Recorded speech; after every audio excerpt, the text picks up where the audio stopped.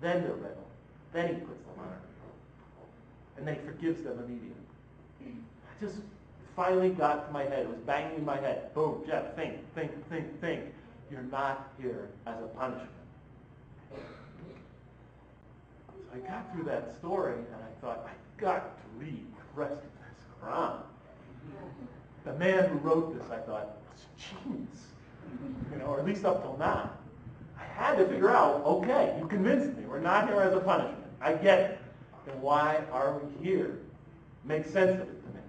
So I began reading the Quran, verse by verse, line by line, word by word, looking for anything that would hint in that direction. Are you following me? And now I'm going to try to summarize quickly, sort of, what happened. In that story, I noticed, is this thing working, guys? In that story, I noticed, could I try this now? Okay, in that story, I noticed it was emphasizing many things. And I'll just write down some of them. One is humans are going to suffer on earth, right? Suffering seems to play some major role in mankind's drama on earth. Two, next thing that came up was emphasized in the story, human intelligence, human intellect, in response to the angel's question. The angels emphasize suffering, God demonstrates superior human intellect. Next thing, choice. God, we see he doesn't put the humans on earth until they exercise their ability to make moral choices. Then they're ready to begin their earthly sojourn. Then they're ready to become his representatives on earth, if they choose the role. Other things are emphasized, divine guidance, God's forgiveness, in the form of his turning to the repentant person and helping them and assuaging them and guiding them and so forth and so on. Forgiveness and divine guidance and trying to think of other things. I usually have a whole list here. But in any case, the three that I want to emphasize right off the bat, though, the three that intrigued me were suffering, intellect, and choice. These were the things I used to argue against my mother with. Why would God put us down here to suffer? Why does he give us intellect if our minds lead us to naturally question his existence and come up with powerful arguments against him? Why does he give us choice? Why didn't he just program us to be good if he wants us to be good? Are you following me? So these were the three that interest me the most. So when I was reading through the Quran, I was really keeping alert to anything it had to say about suffering, intellect, and choice. And the first thing I wanted to wonder was, maybe I was reading into the story something that wasn't there. I hope I'm not boring you all. Sometimes I feel like I'm lecturing mathematics, and I'm down here in front of the audience, and I'm writing, and I'm getting into it, and I'm really getting excited. I look at my audience, and they look like they're ready to die. I know this has been a long talk. We've been going on more than an hour now, an hour and 5 minutes. Give me about 15 minutes, okay? But, so I was reading through the Quran. Does the Quran really emphasize these things? Maybe I was reading too much between the lines. So I stayed alert to anything that was being said about these three things. Does the Quran, I'll go through this quickly, does it really emphasize the importance of intellect, human intellect, in the attainment of faith, in our sojourn here on earth? And it definitely does.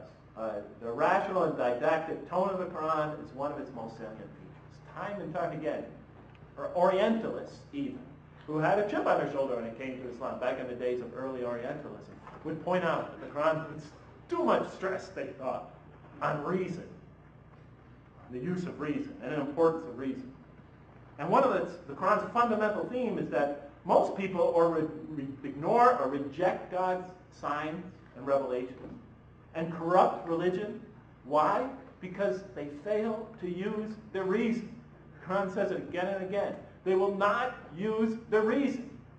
It says they prefer to follow tradition.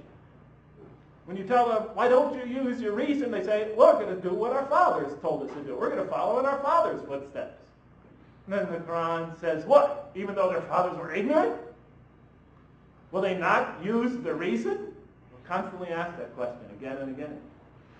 It says that those who distort religion, they refuse to reason. There are people who do not reason. The Quran says that exactly 8 times. And then it says, Will you not use your reason? It asks 14 times. It says God reveals signs, lessons, and admonition so that perhaps you will use your reason. It's 8 times that quote appears. It says in the Quran, from its viewpoint, reason and faith are allies. One helps the other. Reason and faith are allies, just as illogic and false belief are from the standpoint of the Quran. It says those who benefit most from the Quran. Here's how it describes those who benefit most from the Quran. And there's a lot to be read in how an author describes things. Those who benefit most from the Quran are persons of insight, 16 such descriptions. Firmly rooted in knowledge, 8. Use their reason, 10. Stand on clear evidence and proof, 7. You notice? Saying that, the people that are, get guided most by this scripture are using their reason, right? Are intelligent, are reflective. They ponder. While those who are opposed to revelation are, look at these descriptions, deluded, and 9 such descriptions, and manifest error and obvious error, 28 such descriptions, ignorant, 15, foolish, 3, have no understanding, 9, only follow surmise and conjecture, 9, and blindly hear to tradition. Now for those of you in the Muslim community, that describes most of our leadership. Sorry to say. Well, that's too harsh, I'm sorry. But sometimes it's true. In an almost Socratic style, the Quran repeatedly quizzes the reader and calls into question his or her assumptions. Again and again it asks, what do you think? It begins 18 questions with those 3 words. What do you think? Have you considered? 17 such questions begin that way. Do you suppose? 7. Sounds like a philosopher. Do you suppose? Do they not ponder? Do you think at all? 18 such questions. The message is clear from the standpoint of the Quran. To gain truer faith, we need to free ourselves from inherited notions and examine our beliefs rationally. Always have that responsibility. I could go on and on about this, but I think you get the point. The Quran, I believe, really does a tremendous emphasis on reason in the attainment of faith. What about choice? I'll just read you a few verses very quickly because you guys look like you could use some Gatorade. It says, let there be no compulsion in religion. The right way is henceforth clearly distinct from error. Faith must be voluntary. It has to be a choice. It says, had God willed, he could have indeed guided all of you. I thought, why didn't you? Why didn't you just make us clones of one another, spiritual clones, rightly guided? Do not the believers know that had God willed, he could have guided all mankind? Why not? I thought. If God had willed, if we had willed, he could have given every soul its guidance. Give it to me. Make it clear. Enlightenment has come from your Lord. He who sees does so to his own good. He who is blind is so to his own hurt. It's your choice. You're the one who gets affected, not me. Quran is saying, I don't get affected. It affects you. You can't hurt me in the least. I will tell you, you're only destroying yourselves. And whoever is guided is only to his own gain. If any stray, say, I am only a warner. Another verse has the prophet say, I am not a warden over you. That's not my job.